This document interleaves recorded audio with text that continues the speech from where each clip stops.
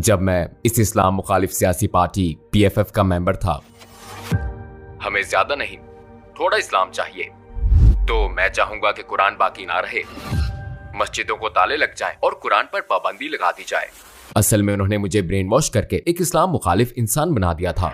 उनका सबसे बड़ा मकसद इस्लाम से जंग। यकीनन ये वो चीज थी जिसकी मैंने उनकी हमायत की।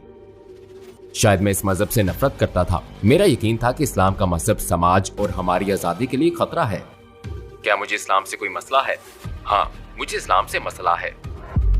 जाहिर है मुझे इस पर बेहद अफसोस है, लेकिन मैं ऐसे कुछ प्रोजेक्ट्स में शामिल था, बिल्कुल था।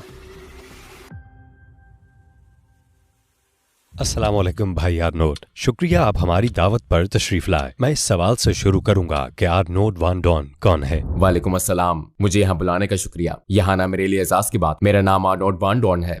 मेरी उम्र 56 साल है। मैं सन 2013 से मुसलमान हूँ, अल्हम्दुलिल्लाह।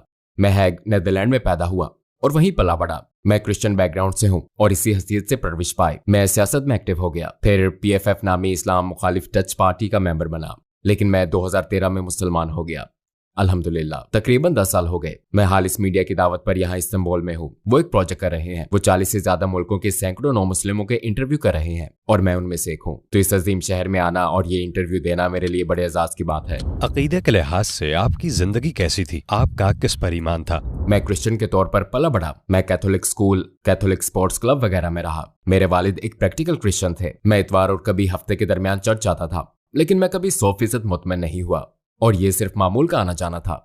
मुझे जाना पड़ता था, लेकिन किसी चीज की कमी महसूस होती थी, शायद अब दिल की गहराई में, और मुझे हासिल होने वाले इल्म के साथ ये कैफियत हो। मगर बहुत छोटी उम्र में भी मुझे किसी चीज की कमी लगती थी। कुछ चीजें मुझे बिल्कुल समझ में नहीं आती थी। 3 खुदा कैसे हो सकते हैं? यीशु मसीह ईसा अलैहिस्सलाम खुदा के बेटे कैसे हो सकते हैं? वाकई बात अकल में नहीं आती थी। फिर कुछ और चीजें भी हैं जो मेरे लिए बहुत अजीब थी। मसलन यीशु मसीह का खून और जिस्म, चर्च में ये सारी रस्मी चीजें देखने को मिलती थी। मेरी अकल में ये बात नहीं आती थी। मैं पूरी वजाहत न कर सका कि क्यों, क्योंकि उस वक्त मैं बहुत छोटा था, लेकिन मैं किसी चीज की कमी महसूस करता था। पहली मर्तबा आपने इस्लाम के बारे में कब सुना? इस मजहब के बारे में आपका तसव्वुर क्या था? मैंने मगरबी मुल्कों के ज्यादातर लोगों की तरह इस्लाम के बारे में मीडिया और सियासतदानों से सुना। इस्लाम को 9/11, औरतों पर जुल्म और दहशतगर्दी की तमाम सरगर्मियों की वजह से खतरा समझा जाता था। और नीदरलैंड और मगरबी यूरोप का मसला यह है कि लोग इस्लाम को खुद से स्टडी नहीं करते, वो बस मीडिया और सियासतदानों पर यकीन कर लेते हैं। तो मैंने भी यही किया। मैं इस्लाम के मुतालिक सिर्फ ये जानता था कि ये मनफी है, खतरनाक है। शायद मैं इस मजहब से नफरत करता था। मेरा यकीन था कि इस्लाम का मजहब समाज और हमारी आजादी के लिए खतरा है। जब मैं इस इस्लाम मुखालिफ सियासी पार्टी PFF का मेंबर था, उनके सबसे बड़े मकसद इस्लाम से जंग की मैंने हमायत की, क्योंकि मेरे ख्याल में ये जरूरी था और मेरा इस पर यकीन था। क्या ऐसे इस्लाम मुखालिफ प्रोजेक्ट्स थे जिनमें आप शामिल हुए हो?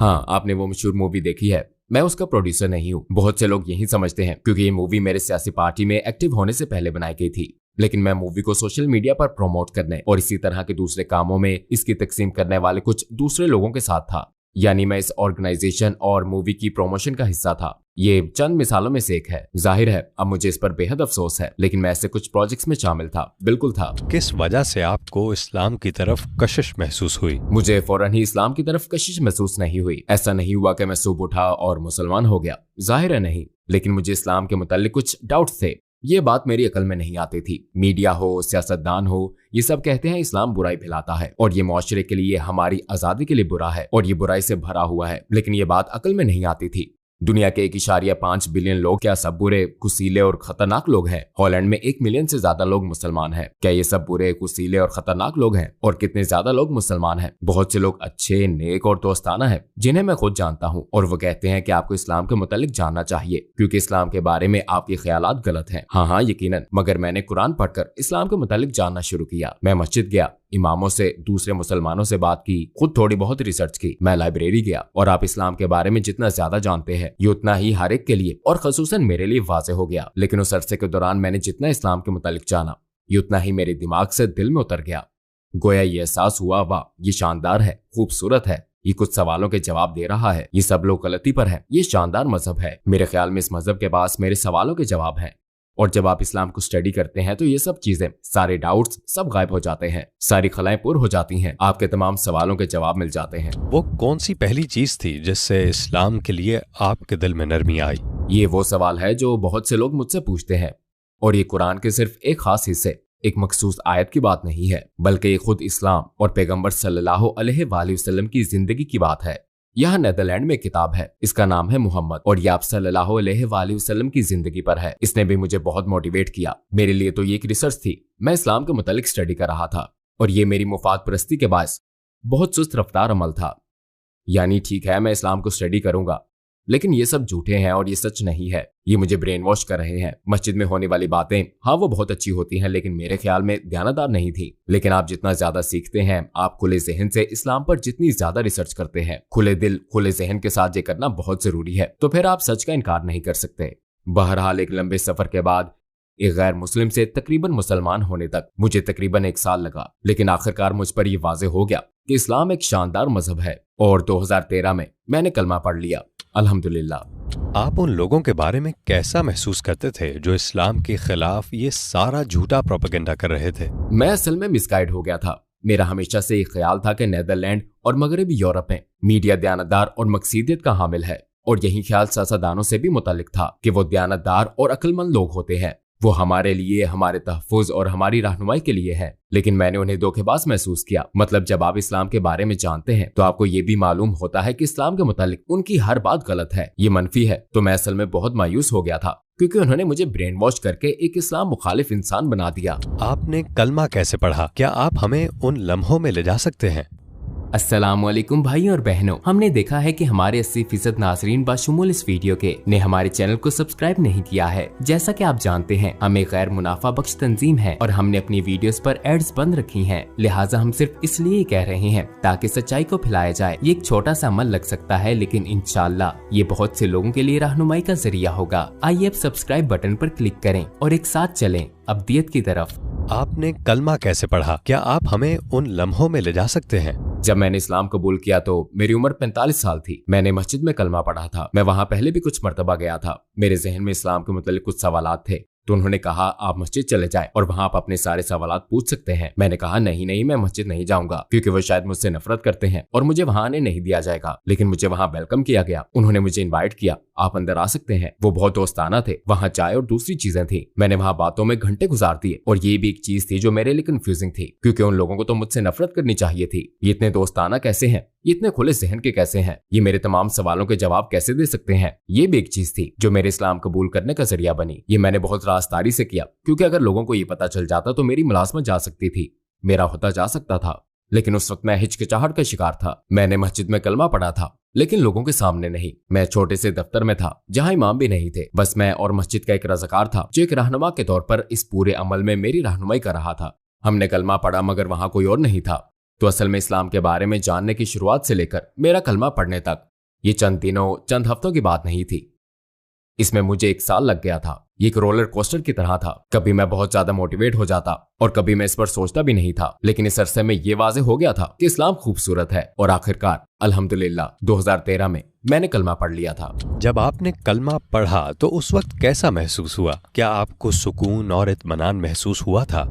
हाँ बिल्कुल, शैतान तो मौजूद ही है। आखिरी मिनट में भी वहां वो सरगोशी कर रहा था, नहीं ये मत करो, और ये कि तुम ब्रेन वॉश हो गए हो, रुक जाओ। इस्लाम कबूल करने से 5 मिनट पहले तक भी। लेकिन कलमा पढ़ने के बाद महसूस हुआ जैसे बहुत भारी बोझ उतर गया हो। मैंने हकीकी खुशी महसूस की। मैं अपना एहसास बयान नहीं कर सकता। जो लोग ये कर चुके हैं वो शायद जान सके कि कैसा एहसास होता है। लगता है जैसे नया जन्म हुआ हो। आपके इर्द गिर्द के लोगों का आपके इस्लाम लाने पर क्या रद्द-ए-अमल था? वो तो हैरत में डूब गए। ईमानदारी की बात है, मैंने गलती की, क्योंकि मुसलमान होने और इस्लाम लाने का पूरा सफर मैंने अकेले किया। कोई इस बारे में नहीं जानता था सिवाय मेरी माँ के, और उन्होंने मुझे सपोर्ट किया। वैसे वो अब भी मुझे सपोर्ट करती हैं। मेरे दोस्त, मेरे कोलीग्स, कोई भी मेरे सफर के मुतालिक नहीं जानता था। लिहाजा मैं वक्त आने पर इससे थोड़ा खौफजदा था। ओके, अभी किसी को मालूम नहीं है कि मैं इस्लाम लाने की तरफ जा रहा हूँ, मगर ये उनके लिए शॉकिंग होगा। लिहाजा मैं बड़ी हिचकिचाहट का शिकार था। मैंने सामने आने के लिए चंद हफ्ते इंतजार किया, लेकिन मेरी बाकी फैमिली, ज्यादातर अफराद, यहाँ तक कि मेरे अपने भाई और बहन फासले पर रहते हैं। उन्होंने मुझसे ताल्लुक नहीं तोड़ा, लेकिन पहले जैसी बात भी नहीं है। इस्लाम वो मौजू है जिस पर हम बात नहीं करते। ये बहुत हसास है। मैं फासला महसूस करता हूँ। मेरे बहुत से दोस्त पिछड़ गए, मेरी मुलाजमत भी चली गई। इस्लाम लाने के बाद आपने कौन से बड़े चैलेंज का सामना किया और आपको क्या कुर्बानियां देनी पड़ी? जब मैं मुसलमान हुआ तो उस वक्त सियासतदान था, लेकिन मैं तब इस सियासी पार्टी PFF के लिए काम करना छोड़ चुका था, क्योंकि इस पूरे अरसे में ये वाज़ेह हो चुका था कि यहाँ मेरी जगह नहीं है। लेकिन उनके लिए भी ये बड़ी शॉकिंग न्यूज थी। अगर आप इस सियासी तंजीम, इस सियासी पार्टी में मुसलमान हो जाए तो आपका करियर खत्म हो जाता है। मेरा मुसलमान होना सबको मालूम हो जाने के बाद जाहिर है कि मेरी मुलाजमत चली गई, मेरे बहुत से दोस्त पिछड़ गए, मेरे कुछ फैमिली मेंबर्स खो गए, मेरे बहुत से कुलीग्स छूट गए। तो मुझे कुछ करना पड़ा, अपना घर बेचकर छोटे घर में आ गया, अपनी कार बेचनी पड़ी। मेरी जिंदगी थोड़ी बहुत अय्याशी वाली थी। मेरी नजर में ये कुर्बानी नहीं थी। पहले मेरे पास बहुत दौलत थी, खूब छुट्टियां, महंगी घड़ियां, एक खूबसूरत कार और बहुत कुछ, सब अच्छा और नायाब। लेकिन ये सब हैं तो सिर्फ चीजें ही। मैं अपने अंदर एक खालीपन महसूस करता था। लेकिन इस्लाम लाने के बाद ठीक है, मेरे पास ज्यादा पैसे नहीं है, लेकिन इतना खुशो-खुर्रम मैं पहले कभी नहीं था। तो इससे साबित होता है कि ये चीजें, ये मादियत परस्ती, दौलत और महंगी कारें आपके अंदर की खला को पूर्ण नहीं कर सकती। तो ये कुर्बानी मादी चीजों के हवाले से थी। हाँ, दोस्तों और फैमिली की कुर्बानी और उन्हें खो देना, बिल्कुल ये कुर्बानी है। बहरहाल मैं आज जितना खुश हूँ पहले कभी नहीं था। आपके मुसलमान होने के बाद क्या किसी और ने भी आपसे मुतासिर होकर इस्लाम कबूल किया? मेरे पास एक गोद लिया बच्चा है, सिकंदर। उसने मेरे फौरन बाद दुबई के एक इवेंट के दौरान इस्लाम कबूल किया। वो पहले इस्लाम में दिलचस्पी रखता था। वो मेरे साथ मस्जिद जाता था और कुछ सबक वगैरह लेते हुए भी साथ होता था। और आखिरकार जब हम वहां थे तो उसी हफ्ते के दौरान उसने कुछ अहम लोगों से बात की और फिर अल्हम्दुलिल्लाह उसने इस्लाम कबूल कर लिया। और मैंने दूसरे लोगों की कहानियां सुनी। मैं नहीं कह सकता कि उन्होंने मेरी वजह से इस्लाम कबूल किया, क्योंकि अल्लाह ने उनकी रहनुमाई की, लेकिन हो सकता है उन्होंने मुझसे मुतासिर होकर इस्लाम को जाना हो, इस्लाम के बारे में कुछ मालूमात हासिल की हो, मस्जिद या किसी और जगह गए हो, या इस्लाम के मुतालिक सोचा हो, कुछ रिसर्च की हो सकता है। मैंने काफी लोगों से यही सुना है। मुझे इसकी उम्मीद है। आपको हमारे पैगंबर सल्लल्लाहु अलैहि वसल्लम की कौन सी बात ने सबसे ज्यादा मुतासर किया? उन्होंने कठिन जिंदगी गुजारी। उन्होंने अपनी फैमिली में बहुत सी मुश्किलात का सामना किया। लोगों ने पत्थर मारे और भी बहुत कुछ सहा, और फिर भी वो नरम मिजाज रहे। वो गुस्सा नहीं हुए। वो उसी तरह सब्र करने, माफ करने वाले, दोस्ताना, मुस्कुराते चेहरे, अदब, इखलाक वाले रहे। इन तमाम मुश्किलात, अपने मुकाबले पर मौजूद इन तमाम चीजों के बावजूद उनके किरदार में कोई तब्दीली नहीं आई। और मेरे लिए ये बहुत मुतासिरकुन बात है, और मैं भी यही चीज अपनाने की कोशिश कर रहा हूँ। अपने पैगंबर सल्लल्लाहु अलैहि वसल्लम जैसी जिंदगी गुजारने की अपनी इसी कोशिश कर रहा हूँ। इस वक्त आप कौन से प्रोजेक्ट्स कर रहे हैं? मराकश में हमारे कुछ छोटे प्रोजेक्ट्स हैं, जहाँ हम गरीब लोगों, गरीब फैमिलीज की मदद करने की कोशिश कर रहे हैं। ये खसूसी इस्लामी मदद नहीं है, बल्कि हम उन्हें इस तरह मदद दे रहे हैं कि वो स्कूल जा सकें, उनके पास मटेरियल जैसे स्कूल की किताबें और दूसरी चीजें हों। हमें बहुत से बिजनेसमैन अतियात देते हैं और हम सड़कों पर रहने वाले लोगों के लिए छोटे छोटे घर बनाते और दीगर फलाही काम करते हैं। छोटे छोटे काम। हम छोटे बच्चों के लिए इवेंट्स ऑर्गेनाइज करते हैं और जाहिर है इस्लाम के मुतालिक भी बात करते हैं। यहाँ ऐसे लोग भी हैं जो मुझसे ज्यादा इस्लाम जानते हैं, क्योंकि मैं एक्सपर्ट नहीं हूँ, आलिम नहीं हूँ। वो मुझे इस्लाम के बारे में बताते हैं, आप क्या कर सकते हैं, कैसे बेहतर मुसलमान बन सकते हैं, और हम दावा के जरिए भी अतियात जमा करने की कोशिश करते हैं। अगर आपको दुनिया के तमाम गैर मुस्लिमों से बात करने का मौका मिले और आपके पास सिर्फ 1 मिनट हो, तो आप उनसे क्या कहेंगे? मेरा पैगाम होगा कि मीडिया की बात ना सुने, उन सियासतदानों को ना सुने जो इस्लाम के बारे में मनफी बात करते हैं। खुद अपनी रिसर्च करें। आप पर हमेशा अपने इल्म की जिम्मेदारी आयद होती है। अगर आपको कोई चीज समझ ना आए तो रिसर्च करें, और ये बहुत आसान है। सोशल मीडिया पर बेशुमार मवाद है। आप इस्लाम के बारे में बहुत कुछ पढ़ सकते हैं। मस्जिद जाएं, इमाम से बात करें, मुसलमानों के पास जाएं, इस मजहब के बारे में बात करें, और मीडिया और सियासतदान जो आपको बताएं उस पर अंधाधुंध एतमाद न करें। खुद अपनी रिसर्च करें, तब आपको मालूम हो जाएगा इंशाअल्लाह कि इस्लाम ही मसाइल का हल है और इस्लाम ही सच है। भाई अरनोद, इस खूबसूरत इंटरव्यू के लिए आपका शुक्रिया। मुस्तकबिल के प्रोजेक्ट्स में आपसे मुलाकात रहेगी इंशाअल्लाह। इंशाअल्लाह मैं जरूर वापस आऊंगा इंशाअल्लाह। मुझे बुलाने पर एक बार फिर बेहद शुक्रिया।